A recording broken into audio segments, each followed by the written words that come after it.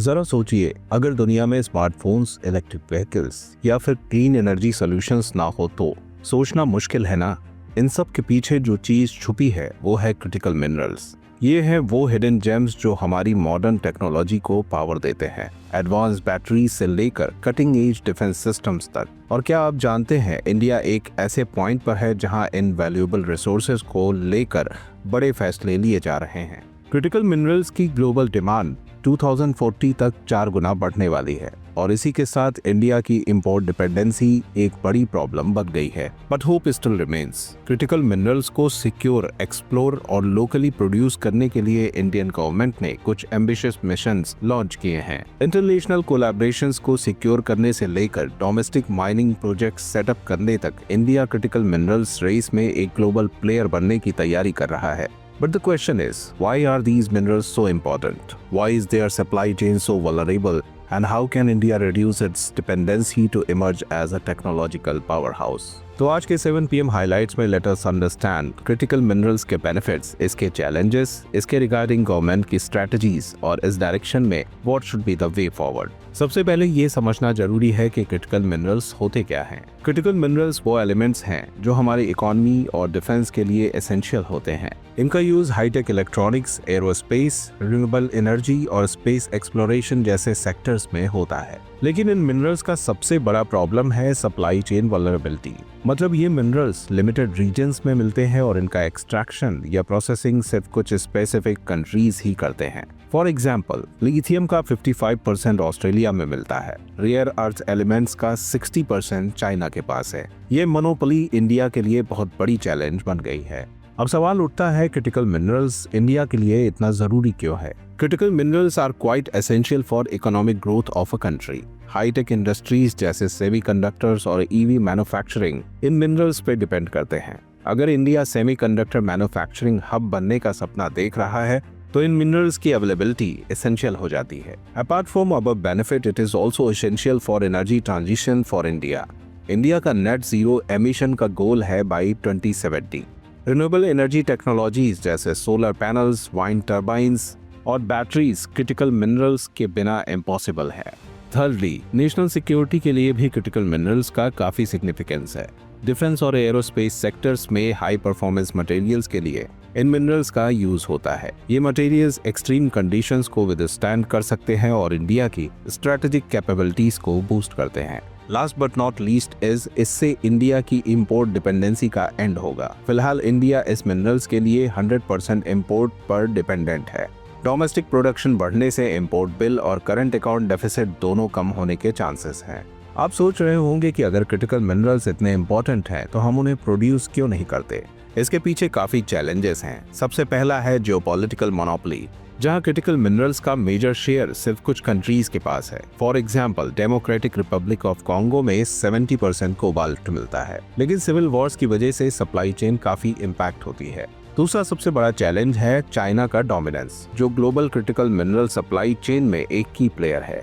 China 60% production और 85% refining capacity control करता है, जो उससे पॉलिटिकल लेवरेज देता है। एक और कंसर्न है environmental impact. Mining activities biodiversity loss, water depletion और पॉल्यूशन जैसी प्रॉब्लम्स क्रिएट करती हैं। एग्जाम्पल के लिए अटाकामा डेजर्ट में लिथियम माइनिंग काफी वाटर इंटेंसिव है, जो इकोलॉजिकल डैमेज करती है। और फाइनली, प्राइस वोलेटिलिटी भी एक मेजर इशू है। Unlike oil, critical minerals widely traded नहीं होते। इस वजह से उनकी प्राइस काफी अनस्टेबल रहती है, जो इन्वेस्टमेंट्स और प्लानिंग में भी प्रॉब्लम्स क्रिएट करती हैं। India's initiatives for critical minerals. India की गवर्नमेंट ने क्रिटिकल मिनरल्स के लिए कई इंपॉर्टेंट इनिशिएटिव्स लॉन्च किए हैं, जो इनके एक्सप्लोरेशन और प्रोडक्शन को बूस्ट करेंगे। बजट 2024-25 में क्रिटिकल मिनरल मिशन लॉन्च किया गया है, जिसका एम है डोमेस्टिक प्रोडक्शन को बढ़ाना और रिसाइकलिंग पर फोकस करना। साथ ही 2019 में माइनिंग सेक्टर में 100% FDI अलाउ किया गया, जो फॉरेन प्लेयर्स को इनवाइट करता है और उनकी टेक्नोलॉजी और एक्सपर्टीज का फायदा उठाता है। इंडिया ने मिनरल सिक्योरिटी पार्टनरशिप ज्वाइन किया है, जो 13 कंट्रीज और यूरोपियन यूनियन के साथ एक अलायंस है। और खनिज विदेश इंडिया अब अर्जेंटीना और ऑस्ट्रेलिया के लिथियम और कोबाल्ट ब्लॉक्स पर काम कर रहा है। लिथियम, निकेल और कॉपर जैसे 25 क्रिटिकल मिनरल्स पर कस्टम ड्यूटीज को रिमूव कर दिया गया है, जो डोमेस्टिक मैन्युफैक्चरिंग को और प्रमोट करेगा।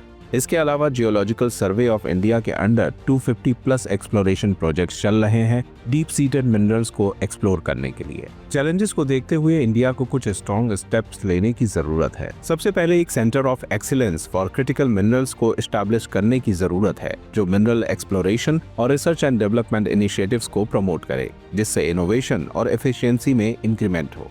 ग्लोबल कोलैबोरेशंस को और एक्सपैंड करते हुए मिनरल सिक्योरिटी पार्टनरशिप में ग्लोबल साउथ की कंट्रीज को इंक्लूड करना जरूरी है, ताकि क्रिटिकल मिनरल्स की सप्लाई चेन वल्नरेबिलिटीज कम हो सके। माइनिंग सेक्टर में भी एफडीआई और डोमेस्टिक माइनिंग को इनकरेज करने की जरूरत है, जिससे फॉरेन इन्वेस्टर्स और प्राइवेट प्लेयर्स को पार्टिसिपेशन बढ़े और टेक्नोलॉजी और कैपिटल का इनफ्लो हो। साथ ही मिनरल रिच रीजन्स जैसे अफ्रीका में प्रोसेसिंग और बेनिफिशियंस फैसिलिटीज डेवलप करनी चाहिए, जो लोकल इकोनॉमीज को भी स्ट्रेंथन करे। इंडिया को अपने सप्लाई चेन में सेल्फ रिलायंस पर फोकस करना होगा और निकेल और लिथियम जैसे क्रिटिकल रिसोर्सेज का एफिशिएंट यूज करके मैन्युफैक्चरिंग और रॉ मटेरियल कैपेबिलिटीज को स्ट्रेंथन करने की जरूरत है। ये स्टेप्स इंडिया को क्रिटिकल मिनरल्स के सेक्टर में ग्लोबल लीडर बनाने में हेल्प करेंगे और लॉन्ग टर्म सस्टेनेबिलिटी को इंश्योर करेंगे।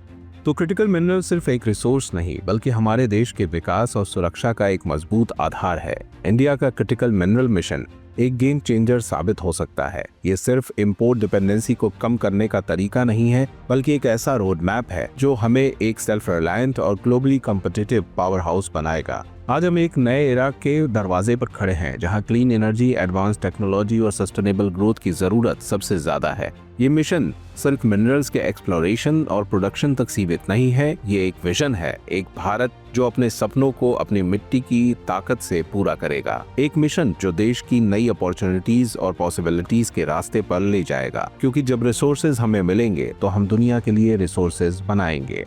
ये थी इंडिया के क्रिटिकल मिनरल की स्टोरी, और ये तो बस शुरुआत है। आपको ये वीडियो कैसा लगा हमें कमेंट बॉक्स में कमेंट करके जरूर बताएं। इस वीडियो को ज्यादा से ज्यादा शेयर और लाइक करें, और ऐसी ही वीडियोस के लिए हमारे चैनल को सब्सक्राइब करना ना भूलें।